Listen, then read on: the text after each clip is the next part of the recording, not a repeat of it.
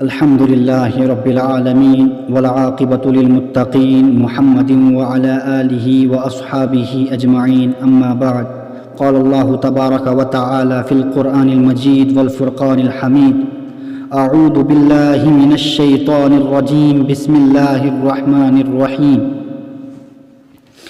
إياك نعبد وإياك نستعين میرے محترم بزرگوں اور ساتھیوں، پچھلے کئی دنوں سے ہم سورہ فاتحہ پر بات کر رہے ہیں اور الحمدللہ آج سورہ فاتحہ کی چوتھی آیت ایاک نعبد و ایاک نستعین پر ہم بات کریں گے۔ ایاک نعبد و ایاک نستعین، ہم تیری ہی عبادت کرتے ہیں اور تجھ سے مدد مانگتے ہیں۔ ہم تیری ہی عبادت کرتے ہیں اور تجھ سے مدد مانگتے ہیں۔ اب یہاں ایک سوال پیدا ہوتا ہے کہ ہم تیری ہی عبادت کرتے ہیں اور تجھ ہی سے مدد مانگتے ہیں۔ پہلا سوال ہے، ہم کیا مدد مانگتے ہیں؟ آپ اور ہم جب نماز پڑھتے ہیں تو ہر نماز میں سورہ فاتحہ کا ہونا لازمی ہے، تو ہم ہر نماز میں سورہ فاتحہ پڑھتے ہیں اور ہر نماز میں یہ آیت ہم دہراتے ہیں، ایاک نعبد و ایاک نستعین۔ اب اس کا مطلب کیا ہوا؟ اس کا مطلب یہ ہے کہ اے اللہ، ہم جو تیرے سامنے جھکتے ہیں، ہم جو تیرے سامنے سجدہ کرتے ہیں، ہم جو تیری اطاعت کرتے ہیں، اے اللہ ہمیں اس میں مدد فرما تاکہ ہم تیری اطاعت اور زیادہ کریں۔ اس کا اہم مطلب یہی ہے جو مفسرین نے نکالا ہے۔ اہم مطلب یہی ہے کہ اے اللہ ہمیں ہدایت دے، اے اللہ ہمیں ہمت دے، اے اللہ ہمیں قوت دے، اے اللہ ہمیں طاقت دے جس سے ہم تیری عبادت کر سکیں۔ یا اللہ ہم مدد مانگتے ہیں تیری عبادت کرنے کے لیے۔ یا اللہ ہم تیری ہی عبادت کرتے ہیں اور تجھ ہی سے مدد مانگتے ہیں۔ دوسرا سوال اور اس کا جواب، دوسرا سوال یہ ہے کہ یہ جو ایاک نعبد و ایاک نستعین، ہم تیری عبادت کرتے ہیں اور تجھ ہی سے مدد مانگتے ہیں۔ اب یہاں سے کون سی مدد مراد ہے؟ یہاں سے کون سی مدد مراد ہے؟ عربی زبان کے قاعدے کے مطابق و ایاک نستعین کا لفظ جو ہے یہ ہم تجھ سے مدد مانگتے ہیں، یہاں مدد کو ظاہر نہیں کیا ہے۔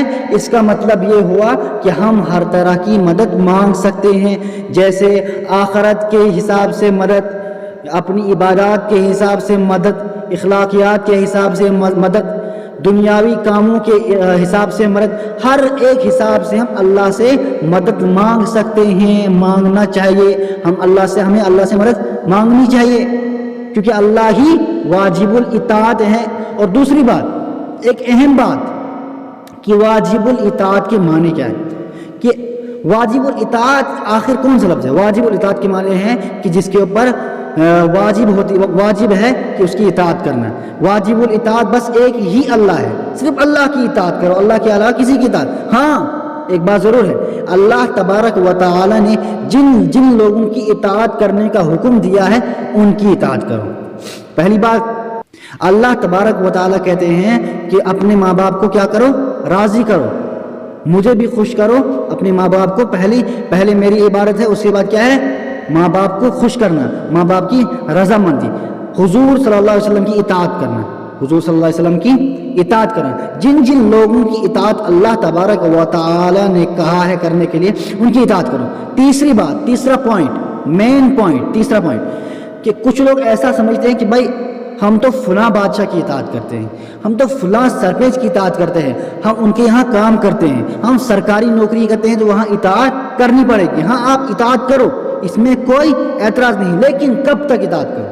سوال پیدا ہوتا ہے کہ آپ کب تک اطاعت کرو؟ آپ تب تک اطاعت کرو جب تک وہ شخص، وہ بادشاہ، وہ حاکم، وہ مالک، جب تک وہ آپ کو اللہ اور اس کے رسول سے ہٹانے کی بات نہ کرے تب تک آپ اس کی اطاعت کرو۔ جب بھی آپ کے دین کے خلاف وہ کوئی بھی بات کرو تو اس کی اطاعت مت کرو، اس کی اطاعت ہرگز نہ کرو۔ کوئی بھی اس کی اطاعت نہ کرو. اگر آپ کو وہ سجدہ کرنے سے روک رہا ہے تو اس کی اطاعت نہ کرو. اگر وہ آپ کو نعوذ باللہ خدا ماننے کے لیے کہے گا یا نبی ماننے کے لیے کہے کہ اس کی نہ سنو, اس کو بائیکاٹ کر دو. پہلی بات کیا آئی؟ پہلی بات آئی, سب سے پہلی آیت کون سی ہم نے پڑھی؟ الحمدللہ رب العالمین کی تمام تعریفیں اللہ کے لیے ہیں. الرحمن الرحیم, اللہ رحمان ہے, اللہ رحیم ہے. مالک یوم الدین, اللہ روز جزا کا مالک ہے, قیامت کے دن کا مالک ہے, حساب کے دن کا مالک ہے. مالک یوم الدین. اب اس میں ایک سوال پیدا ہوتا ہے کہ اللہ جب مالک ہے حساب کے دن کا, تو حساب کس چیز کا دینا ہے؟ حساب کس چیز کا دینا ہے؟ حساب کس چیز؟ اللہ کی اطاعت کی یا نہیں, اللہ کے رسول کی اطاعت کی یا نہیں, بس اس چیز کا حساب دینا ہے. اور حقوق اللہ, حقوق العباد, ان سب کا حساب دینا ہے. بہت سی ساری چیزیں ہیں جن کا حساب دینا ہے. لیکن اب ایک سوال پیدا ہوتا ہے کہ بھائی اگر ہم یہ سب کچھ کریں گے لیکن کیسے کریں, کس کی مدد سے ہم کریں گے؟ کون ہماری مدد کرے گا کہ ہم یہ سب کچھ کریں گے؟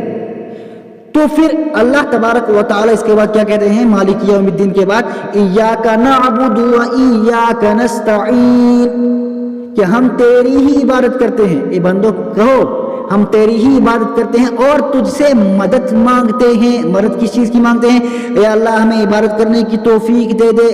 اور اس کا دوسرا مطلب عربی زبان کے لحاظ سے اس کا کیا مطلب نکلتا ہے کہ ہم کوئی کسی بھی لحاظ سے کوئی بھی مدد اللہ تبارک و تعالی سے مانگ سکتے ہیں, کوئی بھی مدد مانگ سکتے ہیں. ہم تیری ہی, اللہ کے سوا کسی کی عبادت نہیں کرنی. ایاک نعبد, قرآن کی آیت کے اندر ہے ایاک نعبد, کہ اللہ ہم تیری ہی عبادت کرتے ہیں اور تیری ہی عبادت کریں گے, تیری ہی عبادت کرتے رہیں گے. ایک سوال ہے, ایک سوال یہ ہے کہ ایاک نعبد و ایاک نستعین, ہم تیری ہی عبادت کرتے ہیں اور تجھ سے مدد مانگتے ہیں. اب کچھ لوگ ایسے ہوتے ہیں جو اللہ کے سوا کسی اور سے مدد مانگتے ہیں, کسی اور کے سامنے جھکتے ہیں, کسی اور کے سامنے ماتھا ٹیکتے ہیں. ان کے لیے اللہ تبارک و تعالیٰ نے کیا حکم دیا ہے؟ ان کے لیے اتنی بھیانک سزائیں ہیں, اتنی بھیانک سزائیں ہیں, اگر آپ سن لو گے تو آپ ڈر جاؤ گے. اللہ تبارک و تعالیٰ کہتے ہیں کہ میں ہر ایک بندے کو معاف کروں گا, شرابی کو معاف کروں گا, زناکار کو معاف کروں گا, ہر ایک شخص کو معاف کروں گا, لیکن کفر کرنے والے کو کبھی معافی نہیں ہوگی, شرک کرنے والے کو کبھی معافی نہیں ہوگی. اسے شرک کہا جاتا ہے.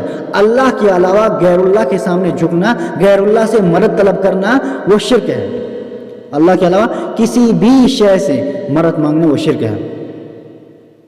جیسے میں نے کل ایک ترجمہ پڑھا تھا, اس کی تفسیر کی تھی کہ اللہ تبارک و تعالیٰ کے علاوہ جن لوگوں کے سامنے تم جھکتے ہو, جن لوگوں کو تم پکارتے ہو, جن لوگوں سے تم مدد طلب کرتے ہو, وہ خود بھی اپنی مدد کرنے کے لیے کیا ہیں؟ طلبگار ہیں. وہ اپنی مدد کرنے کے لیے عاجز اور بے بس ہیں. بس تم ان سے مدد مانگنے کے کیوں مانگتے ہو؟ بس تم ان سے مدد کیوں مانگتے ہو؟ یہ کیسی حماقت ہے؟ اللہ کے علاوہ کوئی کچھ نہیں کر سکتا ہے, بس ایک ہی اللہ ہے, اللہ احد, اللہ ایک ہے, اللہ کے علاوہ کوئی بھی نہیں ہے. ایاک نعبد و ایاک نستعین, ہم تیری ہی عبادت کرتے ہیں اور تجھ سے مدد مانگتے ہیں. اللہ تبارک و تعالی ہمیں غیر اللہ کے سامنے جھکنے سے ہی حفاظت فرمائے. اللہ تبارک و تعالی ہمیں ہمیشہ اپنے در پر رکھے, ہمیشہ اپنے در کے سامنے جھکنے کی توفیق عطا فرمائے. اللہ تبارک و تعالی سے دعا ہے کہ ہمیں اور آپ کو کہنے سننے سے زیادہ عمل پیرا ہونے کی توفیق عطا فرمائے. آمین. وآخر دعوانا ان الحمد للہ رب العالمین.